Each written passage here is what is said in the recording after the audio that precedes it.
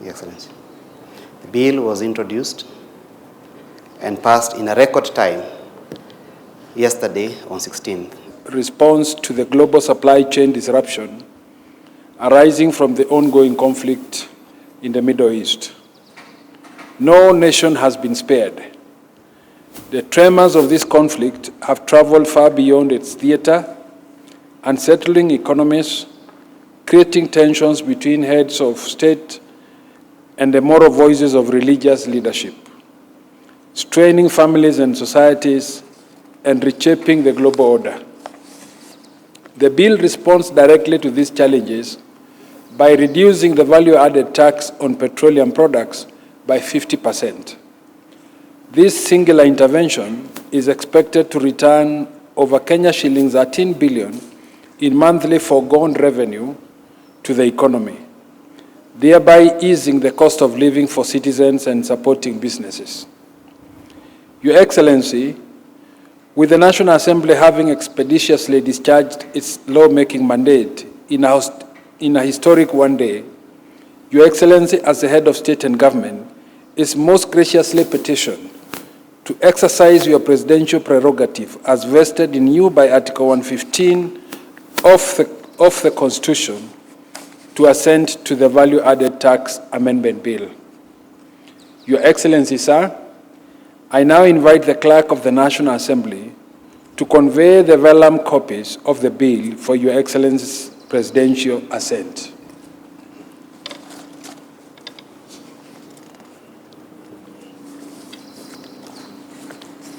Your Excellency, good morning, Your Excellency.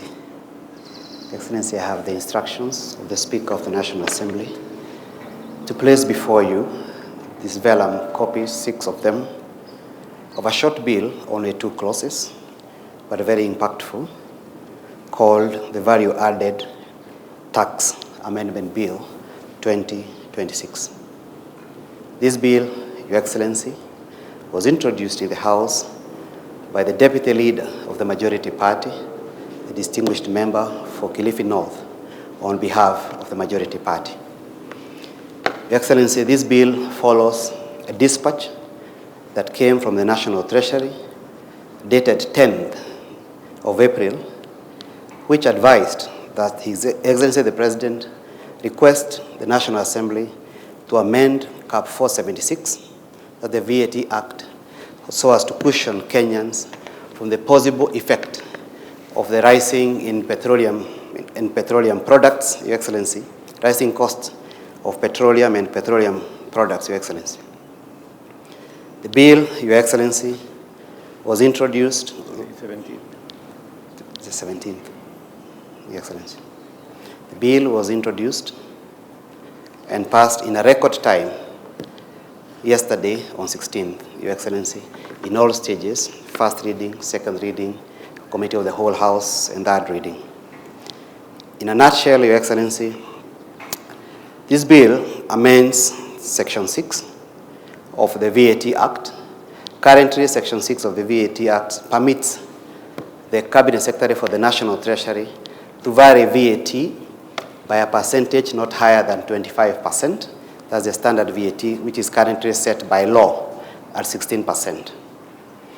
But conscious that the 25% may not be able to cushion Kenyans appropriately, the National Assembly responded to your request last evening and amended the VAT Act to provide that the VAT rate applicable to the petroleum and petroleum products for a period of 90 days shall be at 8%.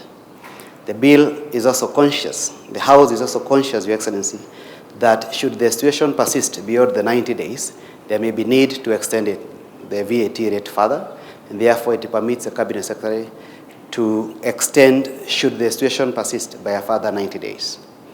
The bill is to come into effect, Your Excellency, on 15th of this month, being the date contained in your request to the National Assembly, Your Excellency.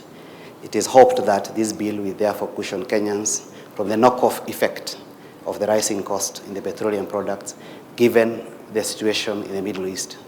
Your Excellency, I seek your leave to end my commission for the day.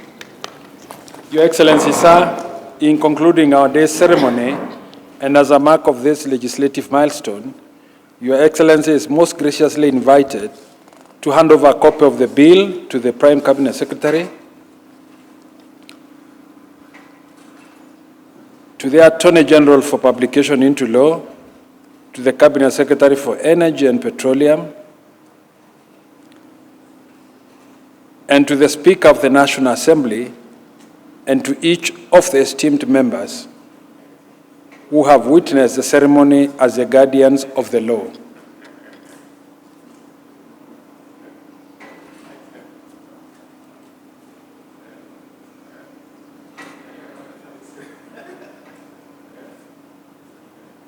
Sir, in a symbolic display of the interdependence between the legislature and the executive, Your Excellency will open and display a ceremonial copy of the Act, while all the other members display an encased closed copy of the Act.